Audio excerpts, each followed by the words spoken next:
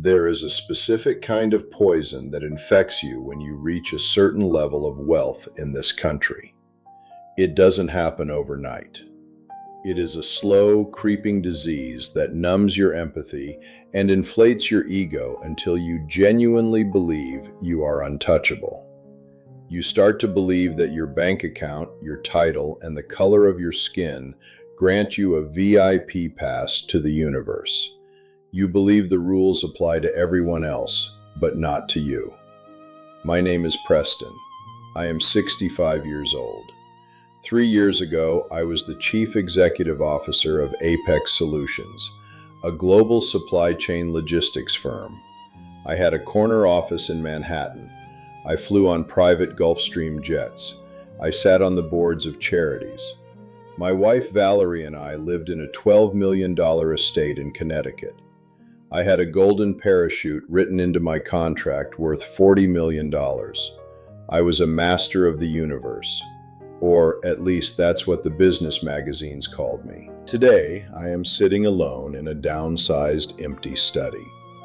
The diplomas on the wall behind me are nothing but expensive pieces of paper mocking the man I used to be. I don't have a board of directors anymore. I don't have a company. I don't even have my wife. I lost my legacy, my fortune, and my reputation. All because I could not hide the ugly, racist entitlement festering inside my own heart. I am speaking to Marcus's archive because the corporate world is full of men exactly like me. White men in tailored suits who sit in boardrooms and confidently declare that they don't have a racist bone in their bodies, simply because they signed off on a corporate diversity initiative. We think racism is a working class problem. We think racism is wearing a hood or using a slur in an alleyway. We are completely, willfully blind to our own supremacy. Let me tell you how the illusion shatters. It was Thursday, November 10th, 2022. I had flown into Atlanta for a massive merger negotiation. It was the kind of deal that would define my career. I was stressed, operating on 3 hours of sleep, and entirely consumed by my own self-importance. I arrived at the Vanguard Hotel, an ultra-luxury establishment in the heart of the financial district. My assistant had booked me their top-tier presidential suite, and I had requested the private executive boardroom for a 2 p.m. meeting with my legal team. When I walked into the grand lobby at 1:15 p.m., I bypassed the standard check-in line. I felt entitled to immediate service. I walked directly up to the concierge desk. Standing behind the marble counter was a black man. His name was Lamar.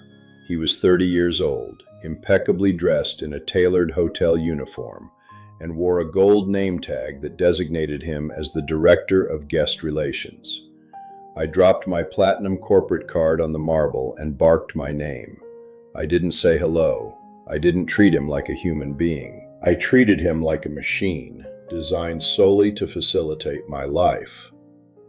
Lamar was incredibly professional. He typed my name into the system, smiled warmly, and welcomed me. But then he delivered a minor piece of bad news. A water pipe had burst on the executive floor the night before. My presidential suite was temporarily unavailable, and the private boardroom had been damaged. "Mr. Preston," Lamar said calmly, "I sincerely apologize for the inconvenience. We have already relocated your sleeping arrangements to our penthouse loft, and I have personally reserved the Grand Library for your 2 p.m. meeting. We are also comping your entire stay." It was a perfectly reasonable solution. In fact, it was exceptional customer service. But my mind didn't process it that way. In my mind, I was Preston, CEO of Apex Solutions. I did not take no for an answer. And more importantly, my subconscious racist ego could not handle being told no by a young black man. I felt a surge of hot, uncontrollable rage. I didn't see Lamar as a director of guest relations navigating a plumbing crisis. I looked at this intelligent, poised black man, and my biased brain immediately defaulted to assuming he was incompetent. "That is unacceptable," I snapped, leaning over the marble counter. "I booked the executive boardroom. I need the executive boardroom. Find a way to fix it." Lamar maintained his composure, though I could see the slight tension in his jaw. "Sir, the room is physically flooded. The Grand Library is actually a larger, more premium space. I assure you it will accommodate your team perfectly." "I don't want the library," I raised my voice, drawing the attention of the lobby. "I want to speak to your manager." Lamar looked me dead in the eye. "I am the Director of Guest Relations, sir. I am the manager on duty." That was the spark that ignited the powder keg. My fragile white ego shattered. How dare he? How dare this young black man stand his ground against me? "You're the director?" I scoffed loudly, my voice echoing off the high ceilings. "Are you kidding me? This is a 5-star hotel. They must be handing out titles just to hit their diversity quotas these days." I said it. I actually said it, out loud, in a crowded room. Lamar froze.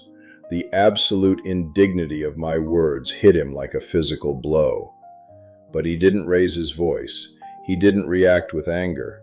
He just looked at me with a profound, quiet dignity that made my own behavior look incredibly small. But I wasn't done digging my grave. I was too far gone. "I spend $500,000 a year at Vanguard Properties," I yelled, pointing a finger directly in his face. "You work for me. You are nothing but a glorified bellhop who got a promotion he didn't earn. Now get someone out here who actually knows how to run a hotel, or I will make sure you are standing in an unemployment line by 5 o'clock. I demanded respect while offering absolutely none. I weaponized my wealth and my race to try and strip a black man of his hard-earned professional dignity. What I didn't notice, blinded by my own rage, was a young woman named Hazel sitting in the lobby lounge area, 20 feet away. She had her smartphone raised. She was recording every single second of my meltdown. I stormed off to the library, had my meeting, and flew back to New York the next morning, completely dismissing the encounter. To me, Lamar was just a footnote, an NPC in the video game of my life. I went back to my mansion, kissed my wife Valerie, and poured myself a glass of scotch. On Saturday morning, my phone rang at 6 a.m. It was Greer, the head of public relations for Apex Solutions. She was panicking. "Preston," Greer said, her voice shaking, "you need to turn on Twitter, right now." Hazel had posted the video late Friday night. By Saturday morning, it had 12 million views. I opened my iPad, and there I was, the CEO of a Fortune 500 company, red-faced, pointing my finger in the face of a calm, professional black man, accusing him of being a diversity hire and a glorified bellhop. When you watch yourself on a screen from a third-party perspective, the delusion breaks. You can't hide behind your internal justifications anymore. I watched the video, and I felt sick to my stomach. I looked like an absolute monster. I immediately called my crisis management team. I told Greer to draft an apology. I told them we would donate money to a charity. I thought I could buy my way out of it. I thought the corporate machine would protect me, like it always had. But the internet in 2022 does not forgive, and it does not forget. Within 48 hours, the digital forensic investigators of social media had completely doxed me. They identified me, my company, and my board members. By Monday morning, the hashtag Boycott Apex was the #1 trending topic worldwide. The financial bleeding started immediately. 2 of our biggest international clients pulled their contracts, citing violations of their corporate ethics policies. Our stock price plummeted by 14% in a single trading day. I had wiped out billions of dollars in shareholder value in less than an hour of trading. On Tuesday, the Apex Board of Directors called an emergency session. I walked into the boardroom on the 50th floor, expecting my allies to rally behind me. Instead, I walked into a firing squad. Ellis, the chairman of the board, and a man I had known for 15 years, wouldn't even look me in the eye. Quentin, our lead investor, was furious. "You are radioactive, Preston," Quentin said from across the long mahogany table. "You didn't just embarrass yourself, you exposed the entire culture of this firm to legal and public ruin." I tried to defend myself. I tried to use the word context. I tried to say I was just stressed about the merger. Ellis slammed his hand on the table. "There is no context for racism, Preston. You told a black executive he was a diversity hire on a high-definition video. You are done." They demanded my immediate resignation. But it got worse. My employment contract had a standard golden parachute, a severance package of stock options and cash worth roughly $40 million. But Quentin had brought the corporate lawyers. They invoked the morals clause. The clause stated that if the CEO engaged in public conduct that brought severe disrepute, scandal, or financial harm to the company, the severance package could be entirely voided.